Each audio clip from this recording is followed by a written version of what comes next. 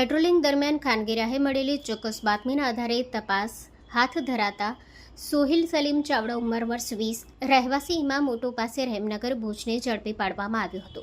તપાસ દરમિયાન તેના પાસેથી મળેલા 2 મોબાઈલ ફોનમાં રાજુ પટેલ અને પ્રભાસ પટેલ નામની ખોટી ફેસબુક આઈડી સક્રિય હોવાનું સામે આવ્યું હતું।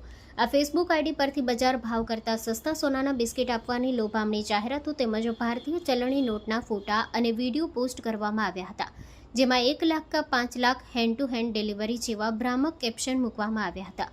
પૂછપરછ દરમિયાન આરોપીએ સ્વીકાર્યું હતું કે લોકોનો વિશ્વાસ મેળવી તેમને લલચાવી છેતરપિંડી કરવાનો તેનો ઈરાદો હતો અને આ રીતે રૂપિયા પડાવવાની કોશિશ કરતો હતો।